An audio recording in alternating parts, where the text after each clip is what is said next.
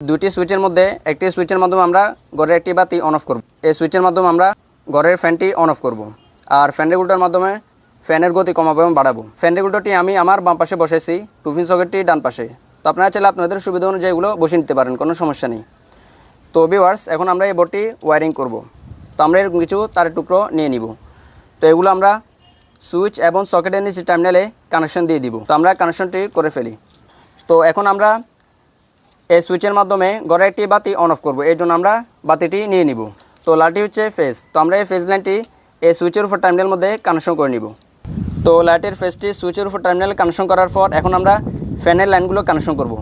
তো এখানে দেখতে পাচ্ছেন রেগুলেটরের মধ্যে দুটি লাইন রয়েছে, দুটি এক কালার। অনেক ক্ষেত্রে এগুলো দুই কালার থাকে। তো দুই কালার হোক অথবা এক কালার হোক, আমরা যে কোনো একটি কানেকশন করব। তো এখান থেকে আমরা যে কোনো একটি লাইন এই সুইচের উপর টার্মিনালের মধ্যে কানেকশন করে নিব, যেহেতু আমরা এই সুইচের মাধ্যমে ফ্যানটি অন অফ করব। তো ফ্যান রেগুলেটরের একটি লাইন আমরা এই সুইচের উপর টার্মিনালে কানেকশন করার পর দেখতে পাচ্ছেন আরও একটি লাইন বাকি আছে। তো এটি আমরা ফ্যানের মধ্যে কানেকশন করব।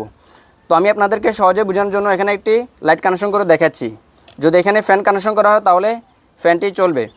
তো লাইটটি হচ্ছে ফেজ। তো আমরা এই ফেজ লাইনটি রেগুলেটরের এই টার্মিনালের মধ্যে কানেকশন করব।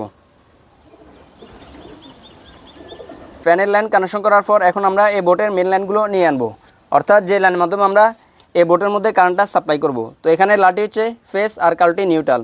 তো আমরা সর্বপ্রথম নিউট্রাল লাইনটি কানেকশন করব। তো এখানে দেখতে পাচ্ছেন লাইটের নিউট্রাল এবং কি ফ্যানের নিউট্রাল বাকি আছে। তো আমরা লাইট এবং ফ্যানের নিউট্রাল এই মেন নিউট্রাল মধ্যে কানেকশন করে নিব।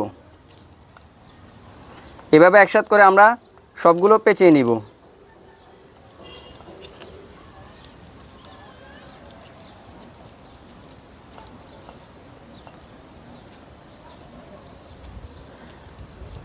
তো এখানে আরও একটি নিউট্রাল আমাদেরকে কানেকশন করতে হবে, সেটি হচ্ছে 2 পিন সকেটের মধ্যে। তো আমরা সকলেই জানি 2 পিন সকেটের মধ্যে দুটি লাইন কানেকশন করতে হয়, একটি ফেজ একটি নিউট্রাল। তো আমরা ফেজ লাইনটি নিচে টার্মিনালের মধ্যে কানেকশন করে দিয়েছি। এখন উপর টার্মিনালে নিউট্রালটি কানেকশন করতে হবে। তো আমরা এই লাইনটি 2 পিন সকেটের উপর টার্মিনালের মধ্যে কানেকশন করে দিব।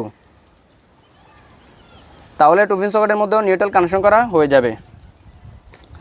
তো অবশ্যই আমরা টেস্টার মাধ্যমে লাইনগুলো ভালোভাবে টাইট করে নিব, যাতে করে লুজ কানেকশন না থাকে। তো ভিউয়ার্স, সর্বশেষ কানেকশন হচ্ছে ফেজ কানেকশন। তো আমরা এটি কোথায় কানেকশন করব? তো শুরুতে আমরা দুটি সুইচ এবং 2 পিন সকেটের নিচে টার্মিনালে যে লাইনগুলো কানেকশন করছি, এই তিনটির যে কোনো একটির মধ্যে আমরা এই ফেজ লাইনটি কানেকশন করতে পারি, কোনো সমস্যা নেই। তো আমি 2 পিন সকেটের নিচে টার্মিনালে এই ফেজ লাইনটি কানেকশন করে দিচ্ছি। তো ভিউয়ার্স, দেখতে পাচ্ছেন আমি ফেজ লাইনটি 2 পিন সকেটের নিচে টার্মিনালে কানেকশন দিয়ে দিছি। তো এবার যদি আপনারা বোর্ডটি কানেকশন করেন তাহলে খুব সহজে আপনারা আপনাদের বাসাবাড়ির কাজটি করে নিতে পারবেন। তো কোথাও যদি বুঝতে অসুবিধা হয় তাহলে আমাকে কমেন্ট করে জানাবেন, আমি আপনাদের কমেন্টের উত্তর দেব। তো ভিউয়ার্স, এখন এই বোর্ডটি আমরা টেস্ট করে দেখব। তো ভিউয়ার্স, আমি এই বোর্ডের মধ্যে লাইন দিয়ে দিছি।